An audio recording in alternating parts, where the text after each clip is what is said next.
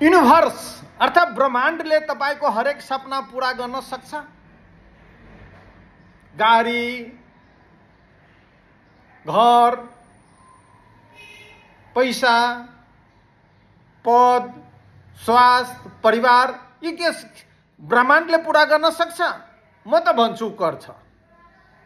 किनभने यो जुन छ नि, म जुन बेला जेटिए थिएँ भेटनरीको र मैले ल अफ एट्र्याक्सन भन्ने एउटा पुस्तक पढेको थिएँ। त्यो पुस्तकमा के भनेको थियो भने ब्रह्माण्डले तपाईले मागे जतिको, यो त गाडी यिनीहरू त सिम्पल कुरो हो, तपाईँ ठुल्ठुलो जे चिज माग्नुहुन्छ तपाईँले ब्रह्माण्डले पुरा गर्न सक्छ। र त्यही अनुसार जुन बेला नेपालमा न बीबीएसए थियो, न एमबीएसए थियो, न भेटनरी प्राइभेट हस्पिटलको कन्सेप्ट थियो, मैले यो सम्पूर्ण कुरा मागेँ कि मसित चाहिँ 50वटा भेटनरीको किताब हुनुपर्छ, बीबीएससी, एमबीएससी, होमियोप्याथीको चाहिँ कोर्स हुनुपर्छ, मेरो आफ्नो घर हुनुपर्छ, हस्पिटल हुनुपर्छ, गाडी हुनुपर्छ, यी सम्पूर्ण कुरा ब्रह्माण्डसित मागेँ र आज आएर मेरो पुरा भएछ। मेरो मात्र होइन, यस्तोमा करोडौं मान्छेले ल अफ एट्र्याक्सन प्रयोग गरेर जुन छ नि सम्पन्न भएको छ।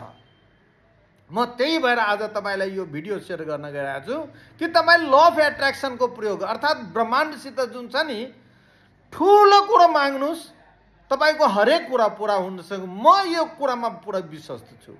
तर एउटा कुरो के छ भने तपाईको माग्ने कुरो जुन छ नि इन्टेन्सन हो कि इन्टेन्सिटी हो। इन्टेन्सन भनेको के हो भने तपाईँ आफ्नो लागि मात्रै माग्नुहुन्छ र इन्टेन्सिटी भनेको के हो भने तपाईँ जनकल्याणको लागि, लोक कल्याणको लागि माग्नुहुन्छ। मैले भने भेटनरीको 50वटा किताब निकाल्छु, म चाहिँ यो हाम्रो पेसालाई म अगाडि बढाउन कोसिस गर्छु भनेर मैले त्यो हिसाबले मैले मागेको थियो र पुरा भयो। तपाईँ सोच्नुहोस् न कि एउटा जेटिएले 50वटा किताब कसरी निकाल्न सक्छ त्यो। र मैले सुरुवात गरिसकेको थियो त्यो बेला।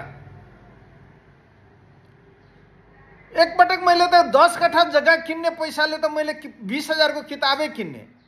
अल इन्डिया टुरमा गएको बेला मैले जतातता किताब बाहेकहरू केही देख्दैन थियो। मैले 20,000 को मैले किताब किनेर ल्याएँ इन्डियाबाट भेटनरीको। किन मेरो इन्टेन्सिटी थियो, मैले ब्रह्माण्डसित माग्ने भनेको मैले लोक कल्याणको लागि म पुस्तक निकाल्छु। तपाईँ मेडिकलतिर पनि त थुप्रै डाक्टरहरू छ नि त, उहाँको केवल इन्टेन्सन के हुन्छ भने नि पैसा कमाउने, गाडी होस्, घुम्न जाऊ, देश विदेश, यो सबै इन्टेन्सनमा पर्छ। तर जब तपाईले चाहिँ लोक कल्याणको लागि त्यसमा जोड दिनुहुन्छ त्यो इन्टेन्सिटी हो। डाक्टर सन्दीप रुइट, डाक्टर भगवान कोइराला, डाक्टर महावीर पुन, उहाँहरूलाई सोध्नुहोस् न, उहाँहरूले भन्नुहुन्छ म त लाखौं मान्छेको चाहिँ आँखाको ज्योति प्रदान गर्ने। भगवान कोइराला भन्नुहुन्छ म त हजारौं मान्छेको चाहिँ बाइपास सर्जरी गरेर जुन छ नि जीवन दान दिए।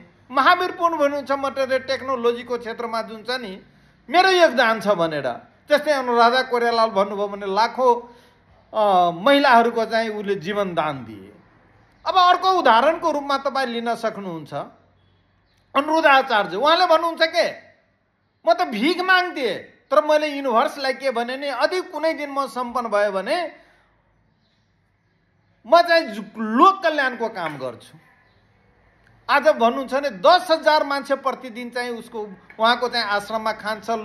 थुप्रै चाहिँ निसहाय असहाय महिलाहरू छ, बालबच्चाहरूलाई बालबालिकाहरूलाई पढाइराख्नु छ। त्यस्तै रामदेव महाराज र चाहिँ उसको के अरे त्यो कृष्णको चाहिँ उदाहरण लिन सक्नुहुन्छ। उहाँहरू पनि के हो त केही थिएन, साइकलमा चाहिँ जडीबुटी बेच्दै हुनुहुन्थ्यो।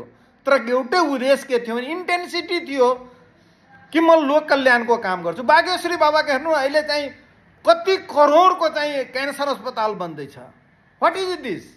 गरिब मान्छे खाना पुग्दैन थियो, मागेर खाने हुन्थ्यो उहाँको परिवारले। तर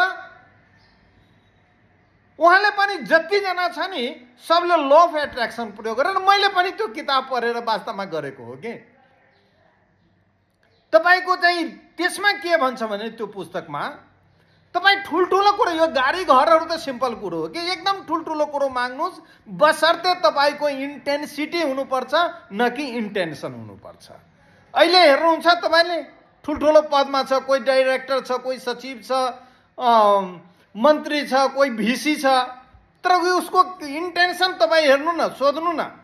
केवल चाहिँ आफ्नो लागि मात्रै छ, मेरो घर गाडी बङ्गला पैसा, देश विदेश गएको चाहिँ फोटोसोटो हाल्ने, त्यही त छ नि। त्यो द्याट इज ए इन्टेन्सन। यदि त्यसमा तपाईँले इन्टेन्सिटी जोड दिनुभयो, तपाईँको लोक कल्याणको कुरो गरिदिनु भयो भने त्यसपछि तपाईँको जुन छ नि, तपाईँले युनिभर्सिटी त जेसुकै माग्नुहोस्, हरेक कुरो पुरा हुन्छ। र यो म मात्रै भनी हेरेन, करोडौँ मान्छेले चाहिँ जुन छ नि, यसबाट चाहिँ युनिभर्सिटी मागेर ल अफ एट्र्याक्सनको माध्यमबाट मागेर चाहिँ ऊ सम्पन्न भएको छ, लोक कल्याण गएछन्, उसको नाम छ, फेम छ, होइन? तर यही इन्टेन्सन भएको चाहिँ ठुलो पदको मान्छेहरूसित सोध्नुहोस्। म भन्छु तपाईँले गएर सोध्नुहोस्, उले अहिले भन्छ थाइरोइड छ, बिपी छ, क्यान्सर छ, प्रेसर छ, बडीमा के भन्छ, मेरो एउटा सानसानो गाडी छ, घर छ, छोराछोरी अमेरिका र इङ्ल्यान्ड छ। त्यो what is this is due to intention.